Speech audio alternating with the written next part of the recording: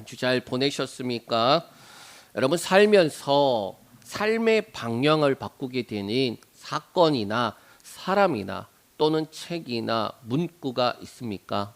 아마 각자의 삶을 돌아보면은 그때 이후로 내 삶이 달라졌지 그런 것들이 있을 거예요. 1700년도에 독일의 진젠도르프라는 사람이 있었습니다. 이 모라비안 선교회를 만든 사람이고 경건 운동가 중 한 사람이었어요. 이 사람은 한 미술관에 있는 이 그림, 지금 화면에 나오는 이 그림을 보고 그의 삶에 큰 영향을 주게 되었습니다.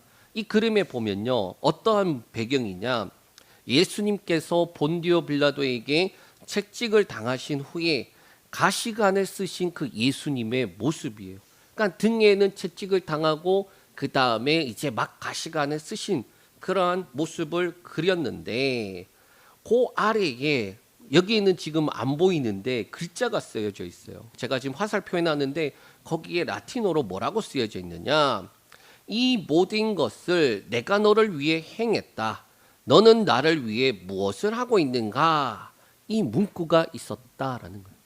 그 문구를 보고 그가 어떻게 되느냐, 그의 삶이 확 바뀌게 되어서 그가 실천적인 삶으로, 그러니까 말씀을 알고 지식적으로만 있는 게 아니라 그의 삶이 실천적으로 나타나는 그러한 삶으로 바뀌게 되는 계기가 되었다라는 거예요. 또 이와 비슷하게 어떤 게 있느냐, 여러분 찰스 쉘던이라는 사람이 있습니다. 그의 책에 그의 발자취를 따라라는 그 소설인데, 이건 소설이에요. 소설인데 여기에 보면 등장 인물들이 그러한 고민을 합니다. 뭔가 결정을 해야 되고 뭔가 해야 될 일 앞에 두고 어떻게 하느냐, 예수님이라면 어떻게 하셨을까, 그 질문을 하면서 그에 맞는 행동들을 하더라라는 거예요. 그래서 그 마을이 바뀌게 되는 그러한 내용들을 담고 있습니다. 그래서 한때 WWJD 그 운동이 있었어요. 이게 뭐냐?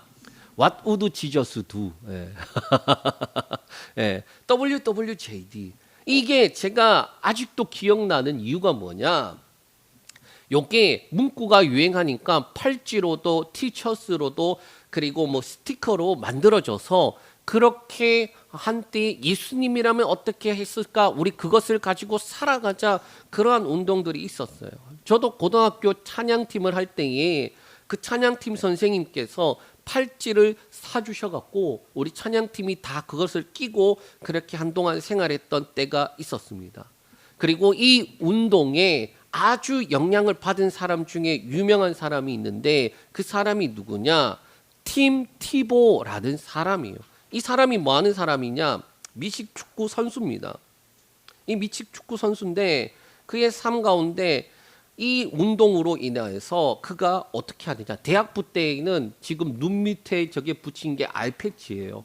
야구 선수들도 저걸 붙이는데 빛 때문에 눈이 부시는 것을 방지하기 위해서 붙이는 거예요. 그 저기에 뭐라고 적혀 있습니까? 요한복음 3장 16절이에요. 요한복음 3장 16절. 그런데 요거 붙이고 요거 글자 쓰는 거 금지시키니까 이 사람이 어떻게 했느냐, 경기에 들어가기 전에 저렇게 무릎을 꿇고 하나님 앞에 기도를 하는 거예요. 그랬더니 어떻게 되느냐, 이 모습을 보고 미국에 있는 사람들이 다 따라하면서 하나님 앞에 영광을 돌리는 그러한 사건이 있었어요. 그래서 티보잉, 저도 이런 운동에 같이 참여했던 기억이 있습니다. 요한복음 안에 보면은요, 예수님을 만난 사람들이 등장해요. 이 사람들이 결국에는 사실 왜 그의 인생들이 바뀌게 되었느냐, 증인들을 통한 증거를 통하여서 그들이 바뀌게 된 거거든요. 따라 올라가면 예수님을 만났고 그 예수님을 만난 것에 대한 증거하는 사람들을 통하여서 그 글이나 그 내용을 통하여서 이들의 삶이 바뀌게 되는데 그 근원을 올라가면 누굽니까? 바로 예수 그리스도예요. 예수님을 만난 사람들이 있습니다. 그들의 삶은 예수님을 만나고 난 다음부터 완전히 바뀌게 돼요. 복음이라는 것이 바로 이런 것입니다. 나 예수님 믿어, 이 정도 수준이 아니라 그의 삶이 바뀌게 되는, 그의 방향이 바뀌게 되는, 가치관이 바뀌게 되는, 삶의 전반적인 것들이 바뀌게 되는 그러한 것이에요. 단순하게 복된 소식, 기쁜 소식, 좋은 소식이라 해서 들으면 좋고 믿지 않으면 안타까운 그런 정도가 아니에요. 사실은 살 수 있는 소식, 살 길이 있는 그 길이 열린 소식이에요. 죄로 문제로 영원히 죽을 수밖에 없는 존재가 유일한 방법, 살 수 있는 유일한 방법, 유일한 길을 얻은 게 뭐냐? 복음이다라는 거예요. 자, 그런데 이 복음을 대할 때에 두 가지 반응이 있습니다. 첫 번째는 받아들이고 믿는 자들도 있고 또 받아들이지 않고 거절하는 자들이 있어요. 중간은 없어요. 이 복음을 대할 땐 딱 두 가지뿐입니다. 요한복음에는요, 이러한 특징이 잘 나타나 있습니다. 왜? 요한복음의 목적이 바로 이것이기 때문이에요. 우리 요한복음 목적, 요한복음 20장 31절에 나오는데 우리 한번 같이 읽겠습니다. 자, 시작. 오직 이것을 기록함은 너희로 예수께서 하나님의 아들 그리스도이심을 믿게 하려 함이요 또 너희로 믿고 그 이름을 힘입어 생명을 얻게 하려 함이니라. 아멘. 이 요한복음을 쓴 목적이 뭐라는 거예요? 예수 그리스도를 믿게 하기 위해서인데 어떻게 믿게? 하나님의 아들 그리스도이심을 믿게 하기 위해서. 두 번째는 뭡니까? 믿어서 그 이름을 힘입어 생명을 얻게 하려 하는 거예요. 그러니까 우리가 예수님을 믿고 구원받았다 끝, 이게 복음이 아니에요. 사실은 성경은 뭘 말하느냐? 십자가와 부활을 동시에 복음으로 말씀하고 있어요. 십자가에서 우리의 죄와 허물을 해결하시고 그것을 믿는 자들에게 영생을 주셨습니다. 그런데 그 영생 얻은 자들이 어떻게 살아야 되느냐? 부활의 첫 열매 되신 예수 그리스도처럼 부활의 능력을 가지고 살아가야 된다라고 말씀하고 있어요. 그러니까 십자가만 말해서도 안 되는 거예요. 온전한 복음은 십자가와 부활이에요. 여기서도 똑같이 말씀하는 겁니다. 예수 그리스도 하나님의 아들 그리스도다. 그거 믿는 거 베드로가 신앙 고백했잖아요. 기억나십니까? 베드로가 고백한 내용이랑 똑같아요. 하나님의 아들 그리스도십니다. 바요나 시몬아 네가 복이 있다. 그런데 예수님이 부활에 대해서 십자가와 부활에 대해서 말하니까 그가 어떻게 말합니까? 절대로 그런 일이 있어서는 안 됩니다. 예수님이 바로 말씀하시는 게 사단아 내 뒤로 물러가라. 네가 하나님의 일을 생각하는 것이 아니라 사람의 일을 생각하는도다. 신앙 고백을 했는데 신앙 고백을 했잖아요. 우리가 알고 있는 그 유명한 신앙 고백을 했는데 그런데 그의 삶은 바뀌지가 않았어요. 하나님의 일을 생각하는 것이 아니라 사람의 일을 생각하더라라는 거예요. 그래서 예수님이 뭐라고 말씀하시느냐? 결론적으로 성령 받으라라고 말하는 거예요. 구원받은 하나님의 자녀들이 하나님의 자녀답게 살아갈 수 있는 유일한 방법은 성령 받는 거예요. 지금 요한복음에서도 사실 똑같은 말씀이에요. 그 하나님의 아들 그리스도임을 믿는 거, 그게 시작이 돼야 되고, 두 번째 그 이름을 힘입어 생명을 얻게 하는 거, 부활의 능력을 가지고 살아가는 거예요. 그래서 요한복음 안에는 중요한 두 가지 단어가 있습니다. 예수 그리스도와 믿음이에요. 이 모든 내용들을 다 빼고 나면요, 예수 그리스도가 남고 믿음이라는 단어가 남는다라는 거예요. 자, 그러면 예수님은 누구십니까? 오늘 우리 요한복음 첫 번째 시간을 볼 텐데 예수님은 누구십니까? 그 내용인데 우리 한번 같이 살펴보겠습니다. 1에서 3절 말씀 우리 읽습니다. 시작. 태초에 말씀이 계시니라. 이 말씀이 하나님과 함께 계셨으니 이 말씀은 곧 하나님이시니라. 그가 태초에 하나님과 함께 계셨고 만물이 그로 말미암아 지은 바 되었으니 지은 것이 하나도 그가 없이는 된 것이 없느니라. 아멘. 자, 태초에 말씀이 계시니라. 우리가 이 말씀을 보면은 무슨 말씀이 떠오르냐? 창세기 1장 1절 말씀이에요. 태초에 하나님이 천지를 창조하시니라. 자, 그런데 요한복음의 시작을 태초에 말씀이 계시다라고 시작하면서 뭐라고 말하느냐? 이 말씀이 하나님과 함께 하셨고 이 말씀이 곧 하나님이시다라고 말씀하고 있어요. 여러분 지금 잘 생각해야 될 게 창세기 1장 1절에 태초에 하나님이 천지를 창조하시니라 그러면서 흑암이 뭐 공간 뭐 쪽에 있는데 그러다가 창조가 쭉 나오잖아요. 창조 하나님이 하셨다라고 선언을 하고 그 다음에 창조 어떻게 한 줄 알았니? 이렇게 하셨다? 말씀을 하셨다? 이렇게 쭉 이렇게 하잖아요. 그런데 예수님에 대해서도 어떻게 선언을 하고 있느냐? 태초에 말씀이 계셨는데 이 말씀이 하나님과 함께 하셨고 이 말씀이 곧 하나님이다라고 선언을 하는 거예요. 이게 말씀이 참 어려워요. 하나님과 함께 하셨다라는 말이 뭡니까? 그럼 원어로 보면 프로스톤 테온이에요. 성경 안에서 어떻게 쓰여졌느냐?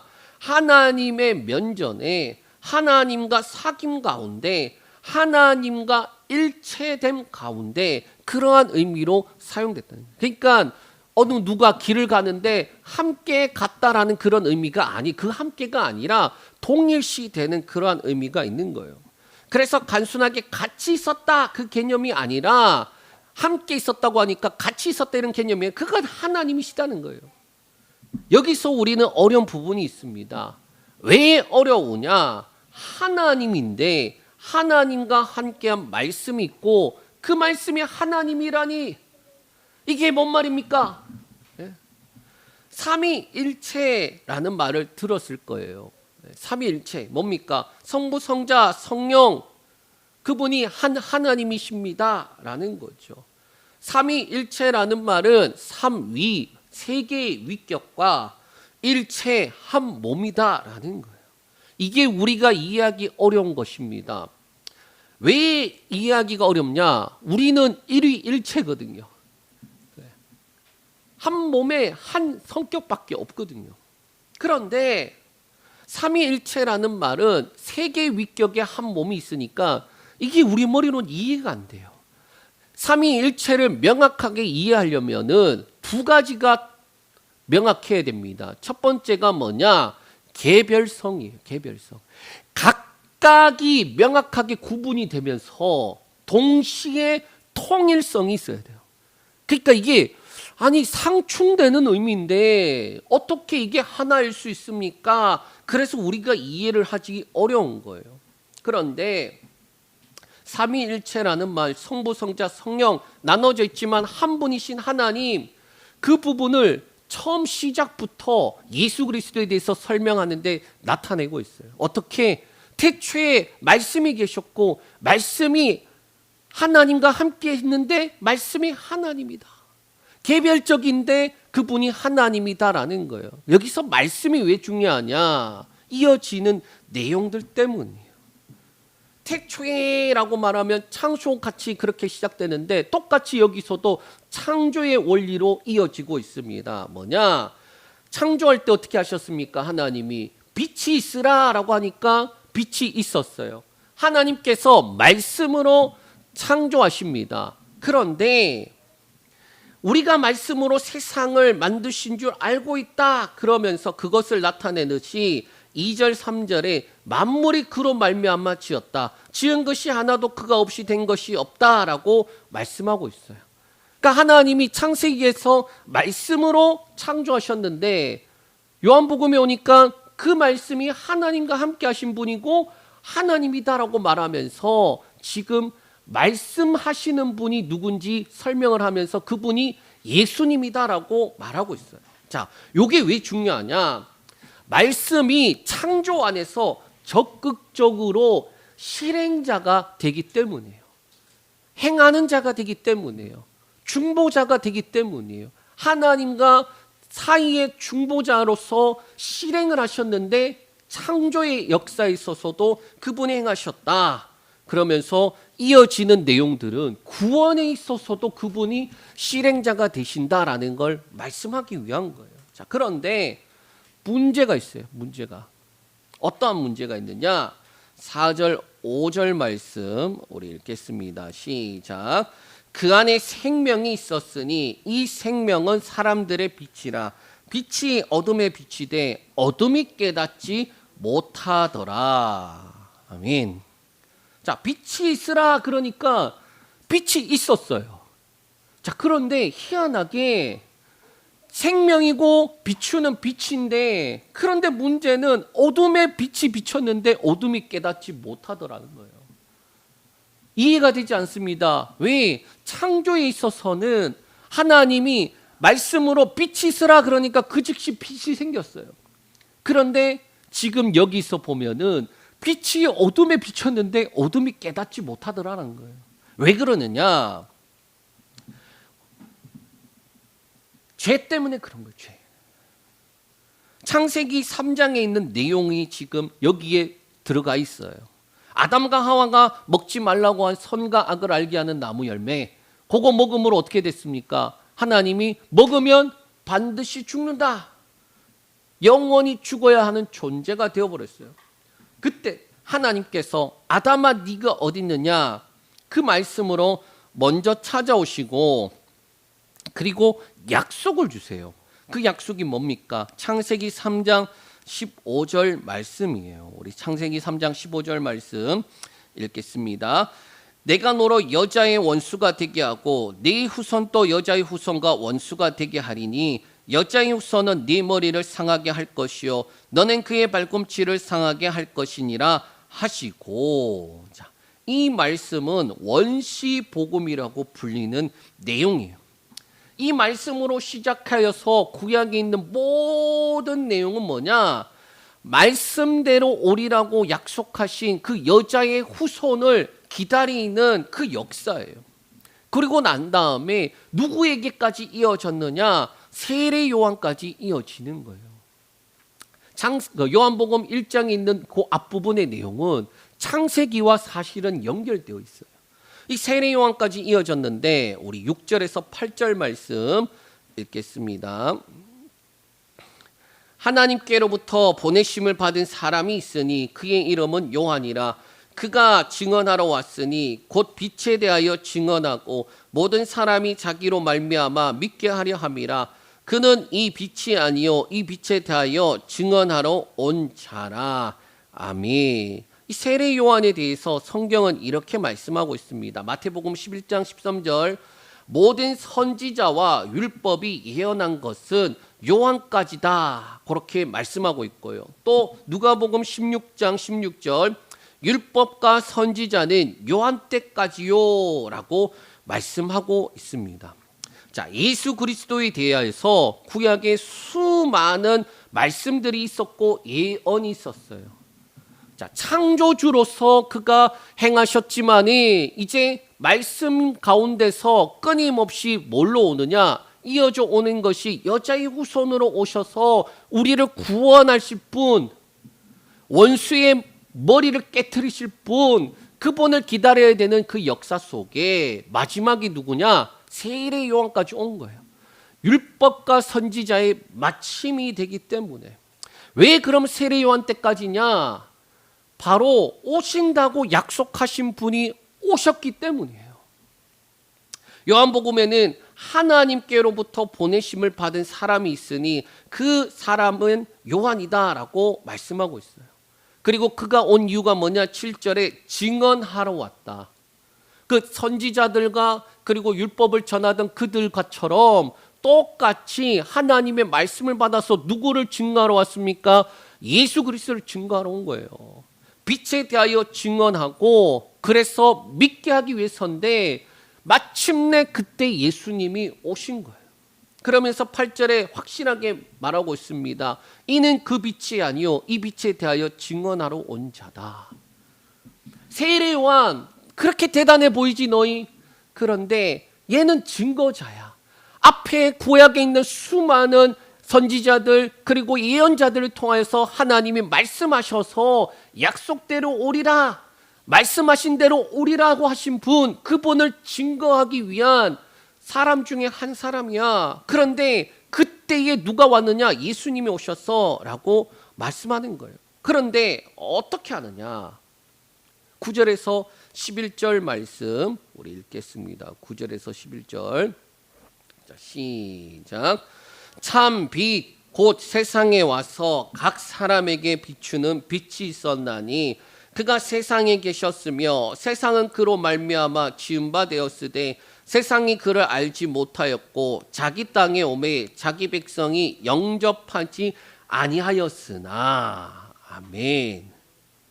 여러분, 창세기의 내용들을 조금 알고 있어야 됩니다. 창세기 1장에 있는 그 말씀 보면 공허하고 땅이 흑암 가운데 있었다. 근데 그 가운데 뭐가 있어라 그랬다? 빛이 있으라. 죄로 인하여서 사람들 가운데 흑암과 공허함이 가운데 있는데 그 가운데 말씀이신 그 예수님이 오셔서 뭐 하느냐? 빛을 비추는 빛이 되셔서 오셨다라는 거예요. 자, 이게 연상이 되어야 합니다. 흑암과 공허 가운데 하나님께서 성령님이 운행하더라 이렇게 나오는 그 장면들을 상상하면서 그곳에 빛이 있으라라고 할 때에 그 모든 것들이 사라지고 빛이 있는 것처럼 죄 가운데 있는 사람들, 흑암과 어둠 가운데 있는 사람들에게 말씀이신 그 예수님이 오셔갖고 빛을 비추러 오시는 참빛으로 오셨다라는 거예요. 그러면 어떻게 됩니까? 흑암과 어둠이 물러가고 참빛으로 가득 차야 되는데 희한하게도 어떻게 말하느냐? 희한하게도 10절에 그가 세상에 계셨으며 세상은 그로 말미암아 지은 바 되었지만 세상이 그를 알지 못하였고 알지 못했대요. 그리고 난 다음에 11절에 어떻게 되느냐? 백성이 영접하지 아니하였다라고 말하고 있어요. 알지 못하니까 영접하지 못하더라. 창조주면서 구원자이신 예수님이 눈앞에 있는데 보고도 알지 못하고 알지 못하니 영접하지 못하더라.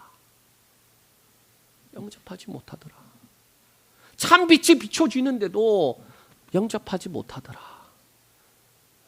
여러분, 피조물 가운데 제일 희한한 존재가 바로 사람이에요. 모든 피조물들은 말씀하신 대로 그대로 즉시 순종하고 움직여 가는데 사람은요, 말씀하는데 순종하지 않아요.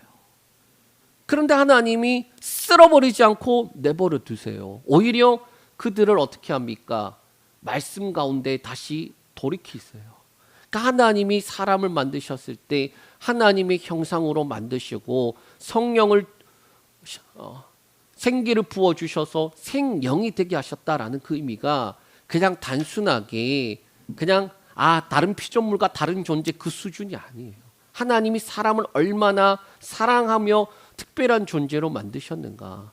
참 빛이 임했는데 못 알아보니까 거절하는데 그런데도 쓸어버리지 않아요. 그런데 그것을 보고 알고 믿는 사람들이 나와요. 12절에서 13절 우리 읽겠습니다. 12절에서 13절 시작.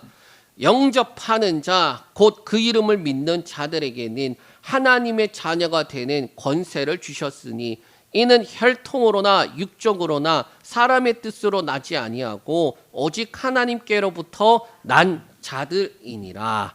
아멘. 12절에 영접하는 자, 영접하는 자. 이 영접하는 자 이어서 뭐라고 나오느냐? 그 이름을 믿는 자들에게. 이 영접이라는 단어와 뭐다? 예수라는 이름을 믿는 것과 똑같은 말이다. 영접이라는 말은 receive예요. 받아들이다라는 거예요. 마치 어둠에 있는 곳에 빛이 임하면 어떻게 해야 됩니까? 어둠이 사라지는 거예요. 받아들였다라는 거예요. 이렇게 영접하면 하나님의 자녀가 되는 권세를 주신다라고 말씀하고 있어요. 그러면 이 영접하다, 받아들이다, 그래서 하나님의 자녀가 되는 권세를 주신다. 이 부분을 잘 알기 위해서는 13절 말씀을 봐야 되는데 13절에 이는 시작하는데 뭐라고 됐냐? 혈통, 육정, 사람의 뜻으로 나는 것이 아니다라고 말씀하고 있어요. 그러니까 사람의 뜻으로는 절대로 될 수가 없는 것이다. 사람의 머리로는 절대로 이해할 수도 없고, 사람이 노력해서 절대로 얻을 수 없고, 사람의 모든 수를 다 동원해도 가질 수 있는 것이 아니다라는 거예요. 아니다.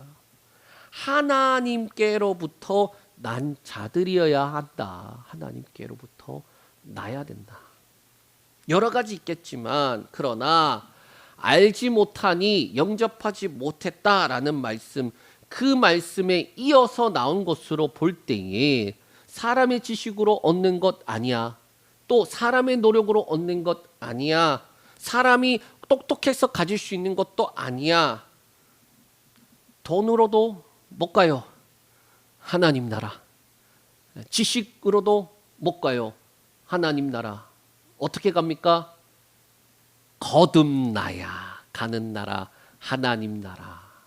거듭나야 되는데 어떻게 태어날 수 있느냐? 어떻게 태어날 수 있느냐? 요한복음은 예수님에 대해서 이렇게 말씀하고 있어요. 3절과 10절에 만물이 그로 말미암아 지었고 만물이 그로 말미암아 지은 바 되었다. 이게 의미하는 것이 뭐냐? 창조의 의미서만 하나님이 만드신 것이 아니라 더 깊이는 절대로 사람에게서 나오는 것이 아니라 오직 예수 그리스도로 말미암아 우리에게 주어지는 영생이라는 거예요. 생명이 누구에게 있느냐? 예수 그리스도께 있다. 창조주하신 예수님, 동시에 우리를 다시금 새롭게 창조하실 그 예수님, 생명이 누구에게 있느냐? 예수께 있다라는 것을 말씀하고 있어요. 전에는 죄의 자녀, 마귀의 종, 불의의 자녀였지만 이제는 하나님의 자녀, 의의 자녀로 바뀌게 되었는데 누구에게 있다? 예수 그리스도께 있다. 그 생명을 우리는 받아들이면 된다라는 거예요. 이 사람들이 어떤 사람들이냐? 바로 예수님을 만난 사람들이에요. 예수 그리스도를 만나고 그를 알고 믿고 변화되고 증인된 사람들이에요. 정말로 예수님을 만나면 어떻게 될까요? 정말로 예수 그리스도를 만나면 어떻게 됩니까? 14절 우리 같이 읽겠습니다. 14절. 자, 시작. 말씀이 육신이 되어 우리 가운데 거하심에 우리가 그의 영광을 보니 아버지의 독생자의 영광이요 은혜와 진리가 충만하더라. 아멘. 정말 예수님 믿으면 어떻게 됩니까? 정말 예수 그리스도 가운데 있으면 어떻게 됩니까? 첫째로 예수님이 우리 가운데 거하시는 삶이 돼요. 우리 한번 해볼까요? 예수님이 우리 가운데 거하시는 삶. 빛이 어둠 가운데 임하였다. 그 말씀이나 예수님이 우리 가운데 거했다라는 말이나 똑같은 말이에요. 말씀이 육신이 되어서 이 땅에 오셨듯 그 말씀이 어디에 옵니까? 우리의 영혼에 오는 거. 가운데 거하시는 거예요. 존재의 변화요. 삶의 주인의 자리가 바뀌는 거예요. 너희가 전에는 어둠이었더니 이제는 빛이라라고 말씀하시는 그 내용인 거예요.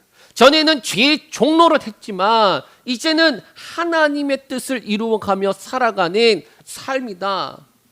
예수 그리스도 가운데 거하는 삶을 살아간다라는 거예요. 하나님의 말씀을 기준으로 살아가는 삶을 살아가는 거예요. 여러분의 삶은 어떠합니까? 예수님이 여러분의 삶 가운데 거하는 삶인가요? 하나님의 말씀이 여러분의 삶에 거하고 있습니까? 여러분을 이끌어가는 기준이 무엇입니까? 말씀입니까? 예수 그리스도가 여러분의 삶 가운데 거하고 있다면 여러분의 삶의 기준은 말씀으로 걸어가는 삶이 될 것입니다. 그렇게 살아가는 저와 여러분들 되시길 축복합니다. 자, 둘째로 예수 그리스도의 영광을 보는 삶이에요. 예수 그리스도의 영광을. 예수 그리스도를 영접하게 되면 그의 영광을 보게 됩니다. 그의 영광을 보면서 살아가게 되는데, 그럼 영광이 뭡니까?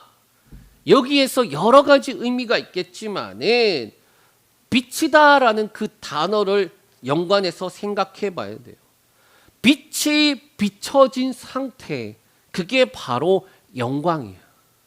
삶 속에 예수 그리스도의 빛이 끊임없이 비춰진 상태. 그 빛이 없으면 어떻게 됩니까? 어둠이잖아요. 빛이 끊임없이 비춰져야지 밝고 환하잖아요. 그 단순하게 생각해 보면 됩니다. 우리가 밤이 되면 어둡잖아요.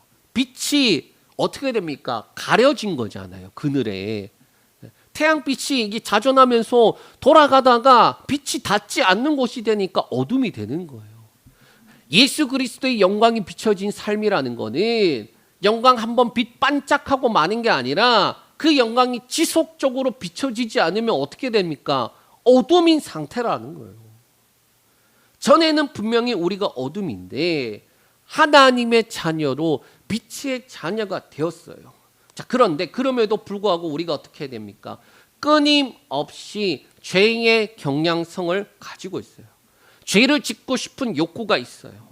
더 정확하게는 죄에 짓는 것이 더 익숙해요. 하나님의 말씀대로 살아가는 것보다 하나님의 기뻐하시는 뜻을 이루어가는 삶보다 솔직하게 말해서 죄 짓는 게 더 편해. 이 부분에 대해 생각나는 속담이 있어요. 뭐냐? 손바닥으로 하늘을 가려라. 뻔한 거짓말을 할 때나 드러나는 일들을 하면서 속이는 거예요. 손바닥으로 하늘을 가리면 하늘이 가려집니까? 안 가려져. 하늘이 가려지는 게 아니에요. 뭐가 가려지느냐? 우리의 눈이 가려지는 거야. 우리가 아무리 하늘을 가리겠다고 이렇게 한다고 하늘이 가려지는 게 아니라 우리 눈이 가려지는 거예요. 우리 눈이. 죄는 이런 겁니다. 그 빛과 영광을 가릴 수 없어요. 그러나 우리의 눈은 가릴 수 있는 겁니다. 우리의 눈은 가리는 거예요. 예수 그리스도의 영광을 보는 삶은 거룩한 삶의 그 의미예요. 이거 행위적으로 할 수 있느냐? 아니에요. 우리가 그렇게 할 수 있는 능력이 있느냐? 없어요. 유일하게 할 수 있는 건 뭐냐? 그 가리고 있는 손 내려서 빛이 더 임하도록 나아가고 가리지 않고 그 앞에 서 있는 거예요. 여러분 삶 가운데 혹시 하나님과 여러분 사이에 숨기는 거 있습니까? 그걸 뭐라고 하느냐? 죄라고 하는 거죠. 아담 때부터 했던 거예요. 죄 지으니까 어떻게 합니까? 하나님이 두려워서 숨어요. 아담이 어떻게 합니까? 죄 지니까 벌거벗음을 알고 가려요. 근데 가려지느냐? 안 가려진다. 하나님이 뻔히 다 알고 아담아 어디 있느냐라고 찾아오시잖아요. 누굴 가립니까? 우리의 눈만 가릴 뿐이에요. 오히려 하나님 앞에 나아가는 거예요. 그 영광의 빛 앞에 나아가는 삶을 살도록 부름을 받았습니다. 마지막으로 은혜가 진리가 충만한 삶이에요. 우리 14절 말씀 한번 읽겠습니다. 14절. 자, 시작. 말씀이 육신이 되어 우리 가운데 거하심에 우리가 그의 영광을 보니 아버지의 독생자의 영광이요 은혜와 진리가 충만하더라. 자, 마지막에 나오는 부분이 뭐냐? 은혜와 진리가 충만하더라라고 말씀하고 있어요. 이 부분 예수 그리스도에 대한 내용이긴 합니다. 그런데 예수님의 영광을 보며 그분이 진짜 누구인지를 알게가 되면 어떻게 되느냐? 그 은혜와 진리가 충만하신 예수님이 우리 안에 동일하게 은혜와 진리로 충만케 하시는 거예요. 예수님이 누구십니까? 하나님의 아들 독생자예요. 그분은 은혜와 진리가 충만하신 분이에요. 요한복음의 목적, 예수 그리스도가 하나님의 아들이심을 믿어 생명을 얻게 하려 함이다라고 말씀하고 있어요. 그 예수님이 누구냐?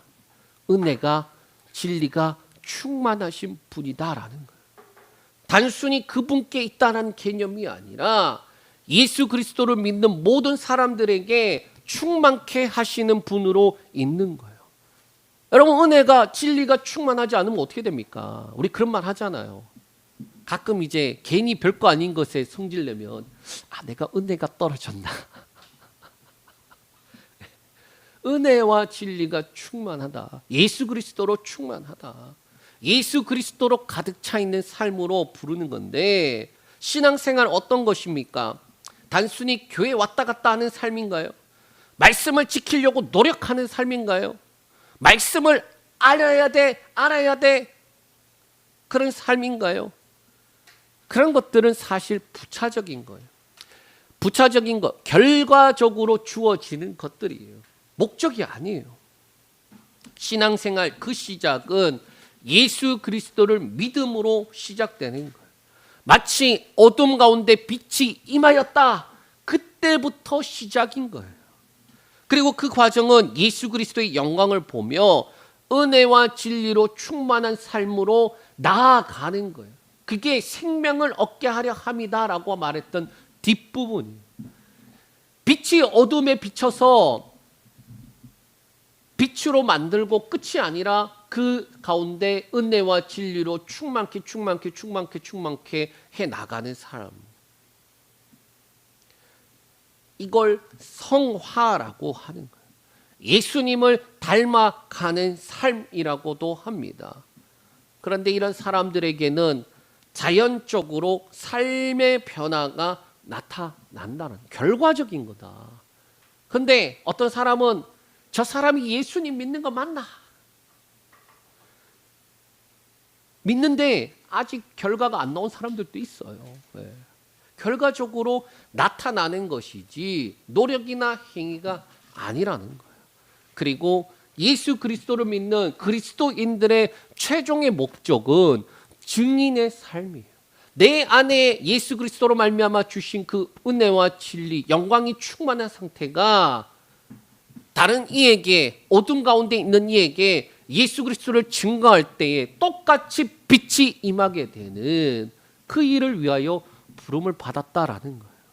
여러분, 믿음이라는 단어가 참 저는 좋습니다. 왜냐? 피조물인 우리에게 유일하게 창조주와 같은 능력을 주신 게 뭐냐? 믿음이에요.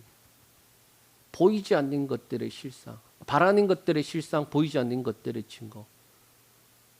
바라는 게 눈으로 나타나고 보이지 않았던 게 증거로 나타나. 창조의 역사밖에 없어요. 근데 그게 믿는 자들에게도 똑같이 창조의 역사가 나타나는 거, 그게 바로 믿음이라. 그런데 그 믿음이 뭔가 금나와라 뚝딱 이런 개념이 아니라 예수 그리스도께서 참빛으로 어둠 가운데 임하셨던 것처럼 예수 그리스도를 믿는 자들의 예수 그리스도를 증거할 때 똑같이 어둠 가운데 빛이 임하게 되는 그 일을 위하여 부름을 받았다라는 것. 그게 바로 증인의 삶이에요. 이러한 삶을 살아가는 게 뭐냐? 바로 신앙생활입니다. 여러분, 이 은혜를 누리는 저와 여러분들 되시길 축복합니다.